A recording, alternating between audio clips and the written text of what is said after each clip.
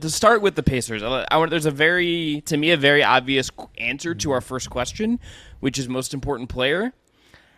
And I tried to talk myself into other answers, but I think it's just Tyrese Haliburton. Yeah, I mean, I think the obvious answer is Tyrese, in part because of what happened last season, right? They started to find their footing. They had a stretch where they went 8-2 after they had moved Aaron Nesmith into the starting lineup at the 4. Tyrese was really showing some things in the clutch, and then they play the Knicks. He injures his elbow and his knee, and for the next 10 games, they won one game. And they just never really recaptured that magic. So it kind of set their season on a different trajectory. And when he came back, they still never completely found their footing. And then they pivoted to rebuilding. And like when you look at the on-offs, like they went 7-19 without him. When he was on the court, their effective field goal percentage was better than the Denver Nuggets, who led the NBA. When he was off the court, their effective field goal percentage was the equivalent of the Toronto Raptors. So they turned the ball over a lot in the minutes when he didn't play, which actually made their defense worse, which is interesting, especially during that 10-game stretch, because you wouldn't think of Tyrese as like a lockdown defender. But when you're not making as many shots and you're turning the ball over more, it made things already hard on a defense that just, quite frankly, wasn't very good last year. But I actually have a different answer for this question than Tyrese Haliburton. Love it. So, yeah, I mean, I think he's the obvious answer as the most important player. It was very key to lock him up on the 5-year max this summer. But I think if the Pacers want to get to the next level, they're saying they want to make it to the playoffs. If they want to sneak in at like number 6 or be a feisty play-in team and get out of the play-in tournament, I think that's going to come from a player other than Tyrese and Myles Turner. Somebody else is going to have to establish themselves, and I think that has to be Bennedict Mathurin. Whether they get into the playoffs or just getting to the end of next season, I think that they definitively need to be able to look at Bennedict Mathurin and say he is a critical piece of our core. And I don't think that they can definitively say that right now, but they need to be able to say it in a year. I like it. Can we talk about Haliburton? I want to go back to Haliburton, then do Mathurin, because I think both are interesting. Sure. And I look, at what Tyrese did last year. Just a huge step forward in terms of, I think, just kind of volume of everything, playmaking, pull-up threes, rim attacks, a lot of the stuff that drives efficient offense jumped. And it's no surprise, some of the stats and record stuff that you listed off, that the team was a lot better, that he drove winning for them, drove their offensive efficiency and everything else. What do you think? Because we've gone a few teams into this preview now, and we've talked about guys like LaMelo Ball, or we talk a lot about Josh Giddey during the FIBA tournament, and this generation of guard that you can kind of group in together that make their teammates a lot better, but have a little bit of strange style to their game and do it a little bit differently than maybe Chris Paul, or somebody in the previous generation point guard wise might have done it. What do you think it is about Haliburton specifically that creates such a big impact on other players, maybe different than some of those other guys in this generation that I just listed off? Like, what makes him such an impactful teammate and offensive driver? Yeah, I mean, I think there's a couple things. Number one, the thing that popped the most when he came over to the Pacers from the Kings is how much he wants to play in transition, even off of makes. And that was a little bit of a give and take because the first 4 games they were playing transition frequency hopped up to like 13th in the NBA. And I was like, oh, this might be something here. And then for the rest of those 26 games, they went down to the bottom 5, which was more like what a Rick Carlisle team had been over the past like 6 or 7. And some of that's Luka because he wants to play at a very methodical pace. But then here comes last season and the Pacers were number 4 in transition frequency, top 5 in pace, second in time to shoot after a made shot. And you can just watch him when the Pacers are so quick. Like Buddy Hield practically wants to jump 2 rows into the stands if the ball goes out of bounds because they want to inbound it that quickly.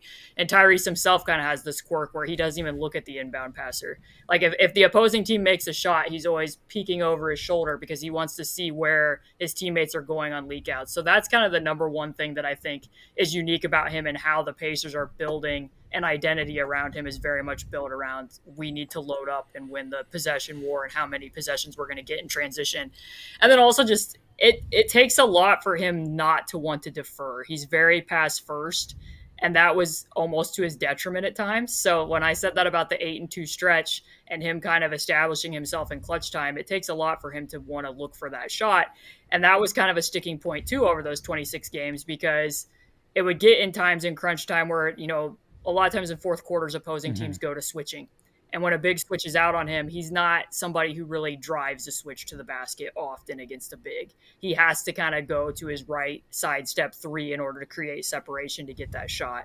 And last year he found a number of hacks to get around that. And one of them that I think when you're saying like unique ways is like, imagine they're playing the Heat. If he gets a switch against Bam, he'll get off the ball quickly, move Bam to the weak side. And then because they have a guy like Andrew Nembhard, they throw the ball to Nembhard and then they drive toward the big. So Andrew intentionally drives toward Bam. The natural inclination for a big is to then help on that drive. Then Andrew passes it back to Tyrese and he can attack that switch through a closeout then instead of just, spinning his tires head on against a switch. So there's a lot of little unique things like that of how he kind of thinks and processes the game in a slightly different way than I think what's normally expected. Chris, you got anything else on Hallie, or can we give her the floor on Ben? No, let's talk about Ben, because if we're going to go to the next question, player we're going to be talking about at the end of the season, this is my answer for that, because I love him. I love what this guy could be. And if he pops, and he, I think, has the best chance of anyone not named Haliburton or Turner on the team to really pop, things get, I think, really interesting really quick if he can be something of kind of what his upside projects it could be. Yeah, I mean, I think the two things that stand out most about Ben, especially from his rookie season on the positive side, is that his first step is very deceptive. He plays out a triple threat, and it can be very hard to know. Like, his go-to is to jab right and go left, but he can also use like a stutter rip and get to his right. It's very hard to know which direction he's going to drive in, and then his flexibility in the air and his ability to kind of master the dark arts of drawing contact. I've cited this stat a lot, but there was like 25 games last year where he didn't make a three for the Pacers, and the Pacers still won his minutes, and 11 of those because he averaged over 6 free throw attempts per game in those particular contests. So there's definite things headed into the second season. I wrote about this a little bit on Patreon. The change is coming for him because his shot did not fall over the back end of the season. He ended up finishing out at about a 31% conversion rate on catch and shoot jump shots. He started seeing shorter closeouts, and because he is so wired to catch and drive, he needs to be shooting more in flow when he sees those shorter closeouts. And then he had one of the lowest pass rates in the NBA on drives among people who averaged at least 5 drives per game. So he's going to have to hit inflow shots better. He's going to need to process passes at the rim better, and then also his defense.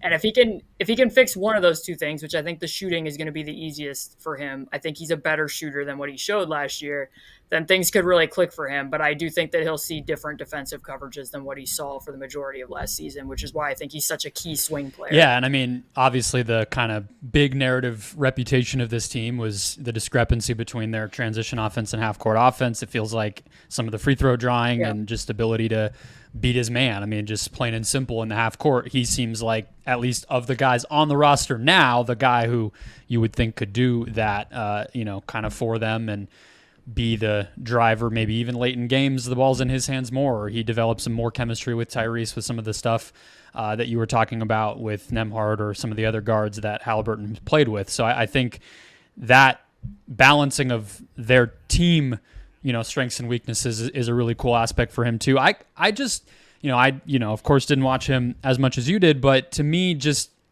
he's kind of in my backyard in college. And then the little bit that I did see last year, a handful of games, like to me, he feels like understanding, reading, processing is all that's holding him back from being able to play up to his potential as a shooter and a passer. I mean, I guess it remains to be seen what the ceiling is, but I didn't watch him and think like some players, you just know they don't really know where to go with the ball. They don't really read the floor. They don't know where the defense is going to be rotating. I think he does, and he can create advantages so easily that those passes are going to become more natural. The shoot versus, attack a closeout stuff is going to be more natural for him than other guys who are literal like spot up players, just a shooter who's having to learn that. I think it'll be a little bit easier for him, in my opinion.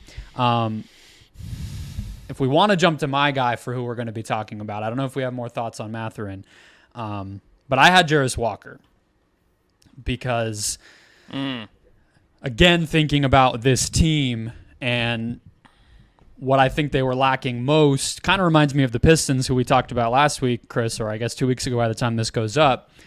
They just did not have a lot in the way of wing athleticism and wing size and guys to really guard. Like I rewatched their game against Dallas, and they were playing Jordan Nwora on Luka. And then by the end of the game, they had to pull Nwora out because that just wasn't tenable. He's not one of their 5 best players, so it didn't make sense to close the game with him. They're just riffing through different players, and I think Jairus presents the most obvious solution to some of the on-ball defense, but also turnover creation, switchability. He projects as a really big difference maker on defense in a variety of ways, I think, in a way that just nobody else does for them. So I know we've only seen a little bit in terms of college and summer league, Caitlin, but what do you think of his potential on this roster? I really like that you brought up about that game against Dallas because they were putting Nwora on him very early in the first half. And then you probably noticed, too, that like after some makes and after some made free throws, they were trapping Luka 75. Myles is out there at the half-court line. Yeah. Yes, with Myles Turner typically, so that they were trying to induce like longer hang time passes so that they could rotate and force things out. And that's kind of the extreme tactics that they had to go to a lot. Like you even saw in that game too, that like if Luka hunted Tyrese, they immediately would put somebody at the nail because they had to. Like it was almost like a quasi 2-3 zone. They just didn't have enough size in a lot of the iterations because they needed to go down to playing Aaron Nesmith at the 4, that there was just so much where they were either having to go like switch to blitz or doubling post players or whatever. So just by virtue of having Jairus and his size and what his wingspan is, I think that does have potential to relax the defense a bit, because even if you're not thinking of like a wing stopper, they didn't have a secondary rim protector. Like they didn't play minutes with Isaiah Jackson and Myles Turner together. I think the two of them played like 17 minutes together. So they really didn't have an option for having somebody back there to provide a backstop. Like, and if you could move Myles away from the basket, then it's like, okay, Buddy Hield's the low man. Like that's like a 911 call. Like that's what the defense was a lot of times. So Jairus has very quick, deft hands. He has good instincts off ball as the low man. I think that he can step in and help them. Like I kind of doubt he'll be a starter on day one just because of how they handled Mathurin last year. My guess is it will be a camp battle between Jairus and Obi, and I wouldn't be surprised if Obi ends up getting the nod to start the season. But Jairus definitely fills a hole. There's no one else who really represents what he has to offer at that position on the roster. This wasn't initially going to sneak in here, but because he came up, I actually kind of like the Obi Toppin addition for them as a buy low, just because catching lobs from Haliburton, former first-round pick who maybe there's still some upside with, albeit, he was a little bit older coming out of college. And it's just like another body who's a little bit athletic, and I think the profile of this team has just a lot of athleticism built into it, and it's that with Carlisle to me is such a fascinating pairing. And if Haliburton and Toppin had like 15 just like alley-oops in the air that just melted our brains, and they're great in transition when those two are on the floor together, like I wouldn't be surprised, and they gave up nothing for him. Exactly. Really. Yeah, I mean, I think that the environment is definitely set up for Obi to have the best chance at being successful and to pop, more so than what the environment was for him in New York. I mean, I did a podcast earlier today, and this is like a crazy stat to me. Obi, for his entire career, has finished 27 shots rolling to the basket. That's all he's ever had because he's always played with Nerlens Noel and Mitchell Robinson and Taj Gibson. Like Tibbs always has a rim protector on the floor when he's out there, so he never really has the opportunity to be the role man. He's already said he ran a camp over in Dayton, and he said that he's talked to Rick Carlisle about the fact that he'll get to play around the basket more. Like last year, he took more threes than ever. He had fewer paint touches than ever, and he screened less than ever because that's what the Knicks needed him to do. And to his credit, he adapted to that. He became a quicker trigger shooter. But I think what you just said, playing in a high transition scheme where he can leak out and run with Tyrese, having a big on the floor who doesn't necessarily have to be rolling to the basket. Myles can step out and space out to three. Like everything's set up to be successful to him. Now, how much that impact will have on Myles and Jairus is another question. Like if Obi comes over and he does pop, what does that mean for Jairus's long-term fit at that spot? And what does it mean for Myles Turner when Myles has been last year very much showed for him in his career year that he needs to be a 5 defended by 5s. So if Obi's out there doing more of the roll man stuff and maybe isn't shooting the 3 as well as he did last year, does that mean Myles starts getting defended by 4s? Maybe. But I do think that we'll be talking about Obi Toppin differently at the end of the season than what people are thinking of him right now. Chris, I'm fascinated that you said you didn't expect Obi Toppin to come up because as we roll into best lineup, I kind of want to go first. And I feel like this has been the hardest one we've done, to me. It is.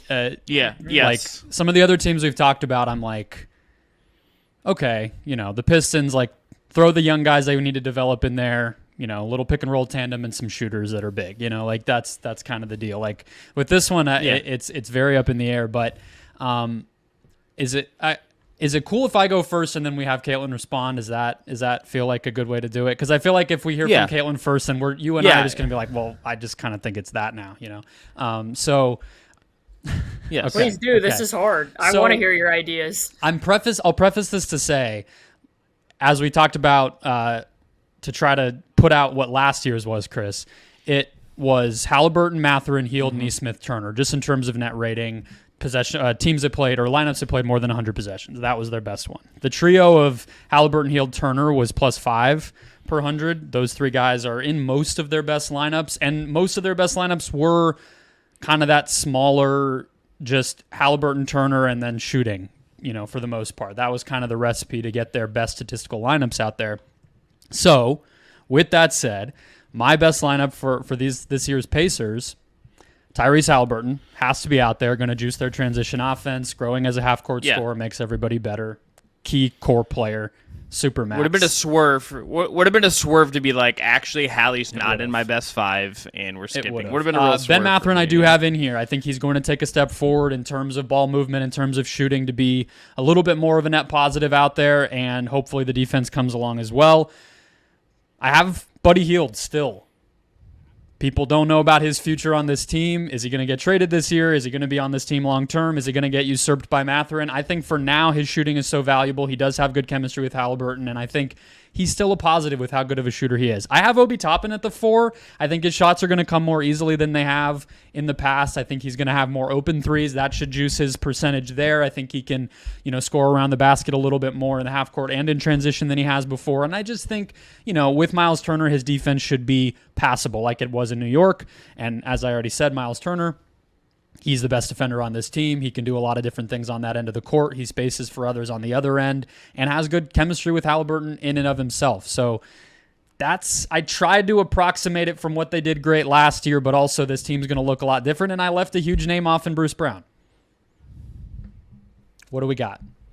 Yeah, I think that would be like your closing lineup if you're trying to hold on to a lead. Like if you're already up like 6 with like however many minutes to go, I think that you could probably go and look at that. I think part of the problem with Obi is so much of it is projection, because he did play in a Knicks defensive scheme where they basically did not switch with him at the 4 spot. He will do a lot of switching with the Pacers at the 4 spot. So that makes it a little bit harder for me to slot him directly in there, but I do like that you went ahead with Buddy, because I don't know how many people like outside of Indiana readily know like what the wavelength is between Tyrese Haliburton and Buddy Hield, both in transition and in the half court. Like the number one thing they do late in games when Tyrese gets a switch is have Buddy go set a ghost screen. And like they very narrowly outscored opponents with both of them on the court. They got wrecked in the minutes that were only Buddy without Tyrese, and they also got wrecked in the minutes that were only Tyrese without Buddy. So I do think that both of them would be out there. I would probably lean with Bruce at the 4, strangely enough, over Obi with those other 4. And then I would flip-flop it and say that if they are down 6 and they need to fight to get back in a lineup, I think that you might be looking at Tyrese, Andrew, Bruce, Myles, and then potentially Buddy to keep the shooting. Or maybe I sneak in here Jairus Walker. Love the 5-out possibilities with this team.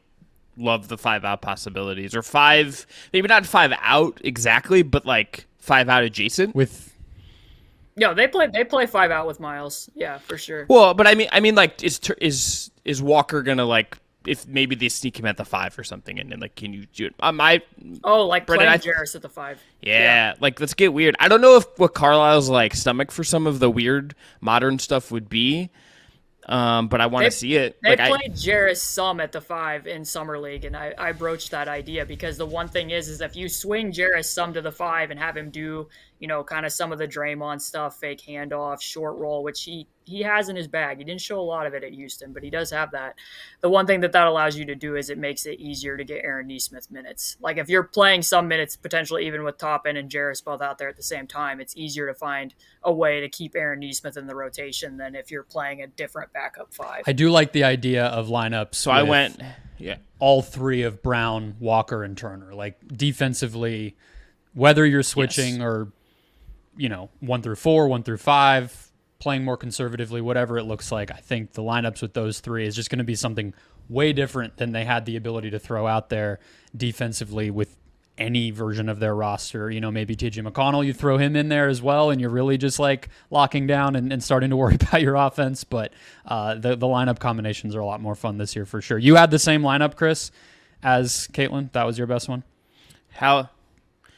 Haliburton, Mathurin, Buddy Hield. I want the shooting. Like, I understand he is kind of a one-way player, but like the value he gives you as a shooter does genuinely make defenses freak out, and there's not a lot of shooters like that. There's not many shooters who scare defenses like that as much as him. There's just a ton of value in it. Bruce Brown, like I understand he got a massive amount of money, but that's a really good, smart basketball player who's going to make winning plays on this team. Like, he has to be on there to me, and then Turner at the 5 is a lock. Yeah. All right. Yeah. Yeah. Best case. I to me, this is very simple. Hallie just takes another level up. Mathurin pops. Brown gives them a ton that really he's just so additive in his role. They get whatever the future holds with that. Like, this year at least, you get a ton of value out of him. You get the awesome coaching bump from Carlisle, and this team is like really competitive in the playoff race. Like upper end of the play-in into the 6-seed competition. Like, I think the ceiling on this team, if everything kind of clicks and Walker's good right away, or at least complimentary right away, this team's going to be annoying to play. Like, absolutely, for teams in the Eastern Conference, they're going to be really annoying. It wouldn't shock me if, like, we look at the play-in tournament, and if they just, like, kind of just went on a little bit of a run there just because of the way they play, and they have the motivation to care for those games, frankly, in the way that a more veteran team might not. I think this team's going to be tons of fun if everything pops right. I love it. I will go next. I just had Brown upgrades of perimeter defense, fits well next to Haliburton, while Toppin, Walker, Nembhard, and Mathurin all take a step forward. They're still a young team. This team did not go all in and try to, they did sign one veteran, but, even he's fairly young, and Toppin was kind of their big trade, and he's also young. So I don't think that their upside is like ex-veteran, carries them to a higher floor. I think it is a lot about development, and good thing is they're developing from a pretty good season last year, and some of those stats and the record standpoint that Caitlin cited, 500 with Haliburton and all the rest, like that's, starting to talk about playoffs, like you said. So I won't get to my over-under yet, but that's my best case. Worst case I had, Caitlin, go ahead with your best case. Yeah, I mean, to avoid repeating, because you guys both brought up great stuff, I think that they set up themselves over the summer mainly to try to make a push for the playoffs without sacrificing their overall flexibility. So with that in mind, I think that, you hope, like what Chris said, that you're a feisty team that's annoying to play during the regular season. Giannis made a comment about this last year that, it's really hard to go play the Pacers and play at that tempo on, any given night. So I think that you hope that you're that, but you're also doing it without sacrificing development. So, Andrew's getting to run bench offense. You're not prioritizing TJ McConnell, and Bruce doesn't shrink his role so much that Andrew's not still getting to do that. Ben, by the end of the year, looks like a critical foundational piece. That he's part of your core. And also, if Obi Toppin does come over and looks like a steal for the 2 second-round picks, that doesn't impact Jairus Walker's development as well. I think that that's what you're hoping for if the best-case scenario. On the flip side, the worst-case scenario of that would be the exact opposite. That the change that comes for Bennedict reveals that, his shot still isn't falling, the passing hasn't come. This is mostly a feel issue that just hasn't corrected itself, and the defense hasn't really come around either. We're now thinking that he's more of a sixth man, and Andrew plays off-ball with the second bench unit, and TJ McConnell's running offense all year because you can't be using him as an off-ball guard, and they don't demote him. And Jairus Walker gets, hard capped by Obi Toppin, and then you've done all of this, and you get to the play-in tournament and you lose anyways. So you've sacrificed the development of 3 key young players, and then you don't actually make it to the playoffs. To me, that would be the worst case. Chris, you and I are going to have a lot of competition when we get to that Suns-Cavs preview episode to outdo some of the panic that happens when we bring these local people on to give us the worst case about their teams. There's nothing like imagining the worst version of something you care deeply about. I feel like it brings very creative outcomes from everybody. I just, for worst case, had the defensive slippage continues, and the season feels like deja vu of last year. That was kind of a little more concrete, but just like big on-off swings with some of their best players. The depth, young and old, that they added doesn't really super fit or substantially result in wins, and they kind of just record-wise look a little similar. You still wonder about the defense, and then big picture, it's like, did the team get different enough or better enough to feel like you took a step forward, even if individual guys might? So that's kind of where I had it. And then I did have under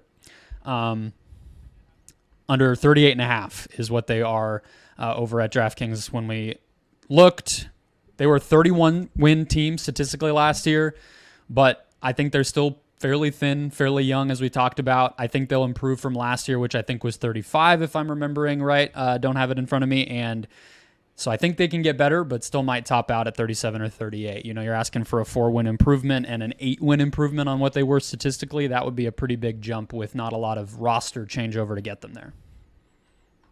What do you got, Chris?